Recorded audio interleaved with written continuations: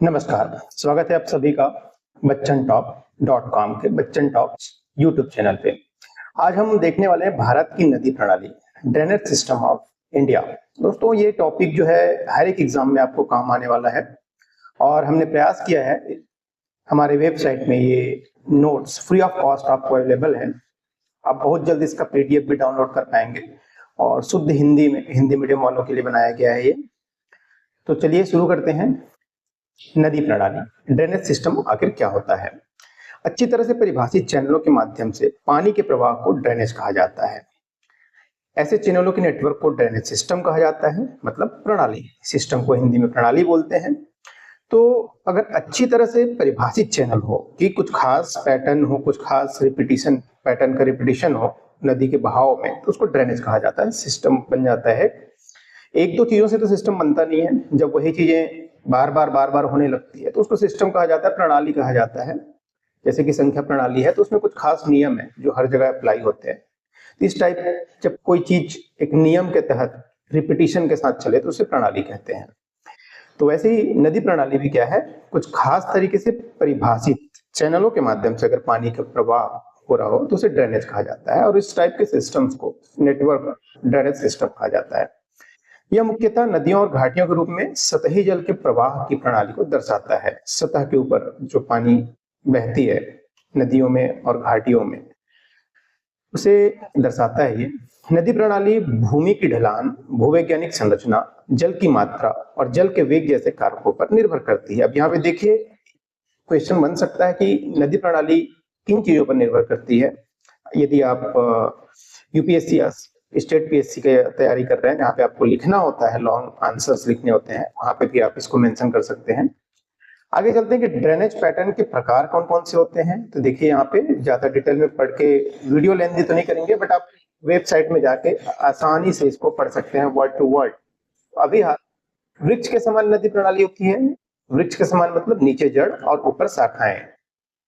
तो ये देखिए, भारत के नक्शे के साथ दिखा दिया गया है कि कैसे हिमालय के साइड से, नॉर्थ साइड से नदियां निकलती हैं और फिर बाद में बहुत सारी शाखाएं उनकी पूरे देश में फैल जाती है। ये एक एग्जाम्पल है, रियल नदी का यहाँ पे चित्रण नहीं किया गया है। आगे चलते हैं। दूसरा जो है वो है समानांतर नदी प्रणाली। तो यहाँ पे देखिए, समानांतर नदी प्रणाली चित्र में दर्शाया गया है। ये आप डाउनलोड करके या स्क्रीनशॉट करके रख सकते हैं। फिर तीसरा आता है ट्रेल्स। ट्रेल्स का मतलब होता है जालीदार नदी प्रणाली। जालीदार में देखिए, यहाँ पे बहुत ही अच्छे से यहाँ पे 3D व्यू पे आपको समझाया जाएगा कि यहाँ पे बहुत सारे अलग अलग पहाड़ हैं और पहाड़ों के बीच में जो घाटियां हैं वहां से नदियां बह रही हैं। तो इस टाइप से एक जालीदार नदी प्रणाली बनती है। ये एक जाल की तरह बन जाता है, ठीक वैसे ही जैसे कि मछली पकड़ने का जो जाल होता है वो देखे होंगे, या फिर आप मॉस्किटो नेट देखे ही होंगे। चौथा है आयताकार नदी प्रणाली। तो इसमें आयताकार नदी प्रणाली में पैरेलल अगर नदी प्रणाली है बहुत सारे, तो अगर वो दो पैरेलल लाइंस का जो सिस्टम होता है वो आपस में इंटरसेक्ट करते हैं, तो कुछ इस प्रकार से आयताकार नदी प्रणाली बनती है। तो ये हो गए प्रणालियों के प्रकार, और इन सब के डिटेल्स आपको पढ़ना है। तो जैसे देखिए, आयताकार के बारे में हम यहाँ पे पढ़ लेते हैं। यह उन क्षेत्रों में पाई जाती है जहाँ पे भ्रंश युक्त भू आकृतियां मौजूद होती हैं। 4 पॉइंट है इसमें, चारों पॉइंट आप 5 मिनट भी नहीं लगेगा आपको पढ़ने में। आप वेबसाइट पे जाइए और जरूर पढ़िए। यहाँ पे हम अगर वर्ड टू वर्ड पढ़ें तो लेंदी हो जाएगा। यहाँ पे क्विक रिवीजन के तौर पे अगर आप सुनना चाहें तो बिल्कुल सुन सकते हैं। उसके बाद आते हैं वलय एवं भ्रंश। वलय क्या होता है? भ्रंश इसको बोलते हैं फोल्डिंग एंड फॉल्टिंग। तो जब भूप्रपट्टी पर संपीड़न बल लगता है तो भूवैज्ञानिक प्रक्रियाओं के कारण इसके आकार में परिवर्तन होता है, जिसे वलय या भ्रंश कहा जाता है। वलय एवं भ्रंश कहा जाता है। वलय तब बनता है जब भूप्रपट्टी समतल सतह से ऊपर या नीचे की ओर झुकती है। तो जैसे कि यहाँ पे देखिए, डायग्राम में आपको जल्दी से समझ में आएगा, ऊपर से नीचे की ओर झुकती है। तो फर्स्ट डायग्राम जो है वो फोल्डिंग का है, ट्रेलिस ड्रेनेज के लिए। और यहीं पे देखिए कि यहाँ पे ट्रेलिस ड्रेनेज बनता है। ये भी आप फोल्डिंग जब होता है तब ट्रेलिस ड्रेनेज बनता है। तो ऊपर में एक तरफ उभार है और फिर नीचे बिल्कुल स्लाइड, जो बच्चे स्लाइड करते हैं वैसे ही यहाँ पे नदियां भी स्लाइड करती हैं। दूसरा है फॉल्टिंग। तो फॉल्टिंग जो है रेक्टेंगुलर ड्रेनेज में पाया जाता है, या फिर ये बोल सकते हो फॉल्टिंग के कारण रेक्टेंगुलर ड्रेनेज बनता है। वलय तब बनता है, तो वलय तो हो गया। उसके बाद फिर आता है फॉल्टिंग, तब होती है जब भूप्रपट्टी पूरी तरह से टूट जाती है। उसके भाग एक दूसरे के सापेक्ष खिसक जाते हैं, तो उस कंडीशन में यहाँ पे रेक्टेंगुलर ड्रेनेज सिस्टम सामने आता है। पांचवा है अपकेंद्री नदी प्रणाली, रेडियल ड्रेनेज पैटर्न। अब यहाँ पे देखिए ये बिल्कुल अमरकंटक इसका बेस्ट एग्जांपल है हमारे देश में, और गंगा की सहायक नदी वगैरह जो है, सोन नदी जो है ये भी एक अच्छा एग्जांपल है। ज्वालामुखियों से शंक्वाकार आकार बनाती है ये ज्वालामुखी, आप तो जानते ही होंगे, अभी अभी फटा भी एक्टिव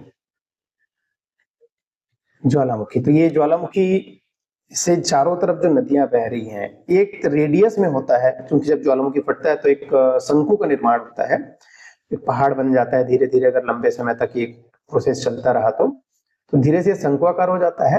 तो इसको रेडियल सिस्टम बोलते हैं, क्योंकि ये एक रेडियस में आगे बढ़ता है, रेडियस के हिसाब से, क्योंकि शंकु का एक अपना त्रिज्या होता है शंक्वाकार।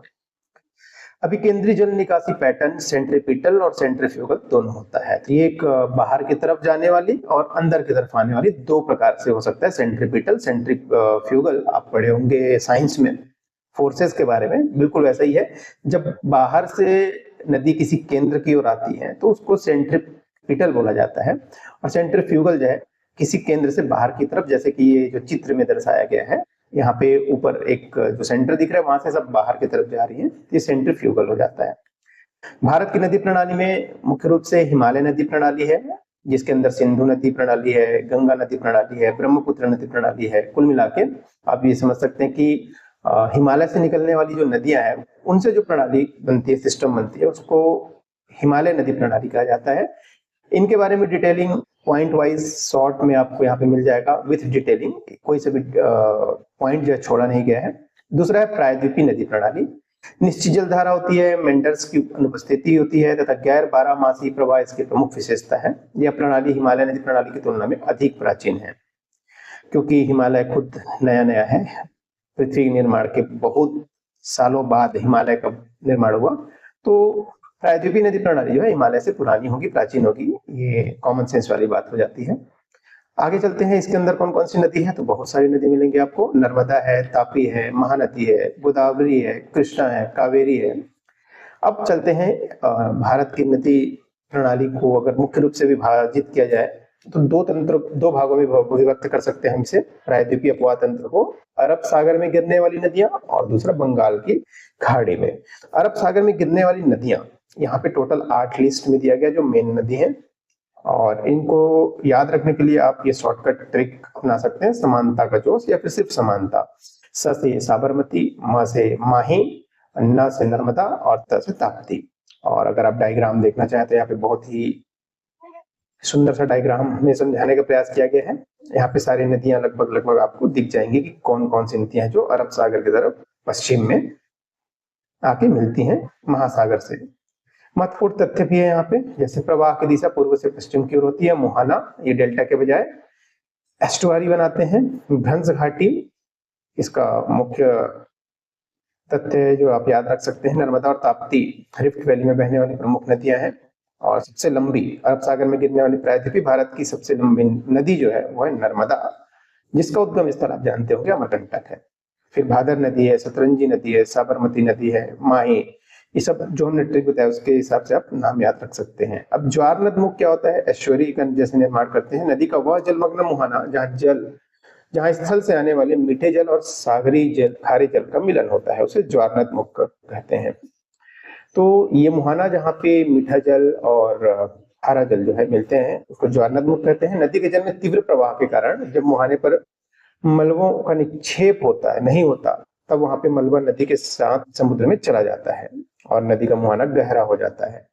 ऐसे गहरे मुहाने को ज्वार नदमुख कहा जाता है। तो याद रखिए, जो सामान्य मुहाने होते हैं वो गहरे नहीं होते, और ज्वार नदमुख या ऐश्वरिक जो नाम है वो उन मुहानों के लिए कहा गया है जो बहुत गहरे होते हैं। इसके अलावा आप यहाँ पे कौन कौन सी नदियां हैं वो देख सकते हैं। तापी नदी, मांडवी नदी, जुआरी नदी, शरावती नदी, गंगावेली, पेरियार, भरतपूजा और पंबा, ये सब एस्चुअरी बनाते हैं, ज्वार नदमुख बनाते हैं। बंगाल की खाड़ी में गिरने वाली नदियां, ये 7 नदी यहाँ पे लिस्टेड है, और इसको याद रखने के लिए आप ये लाइन याद रख सकते हैं, एमपी की गोद में रेखा का कब विलय हुआ।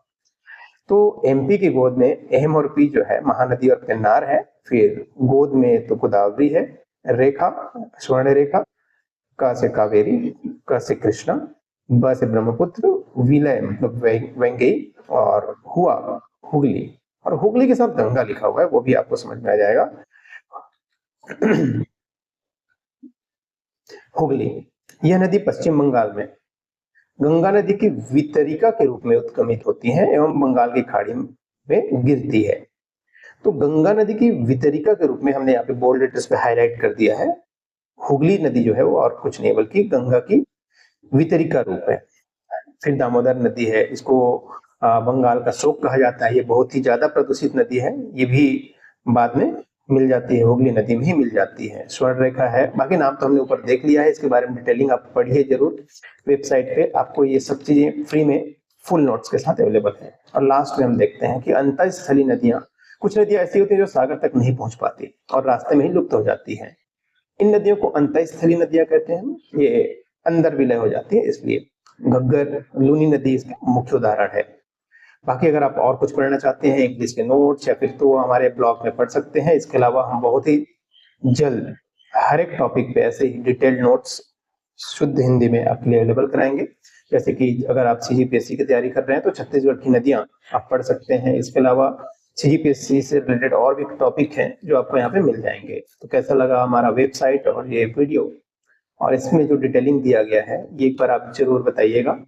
और बच्चनटॉप.com को बुकमार्क कर लीजिए, आपको सारे नोट्स यहाँ पे ऐसी डिटेलिंग के साथ बेस्ट पॉसिबल वे में अवेलेबल कराया जाएगा। धन्यवाद।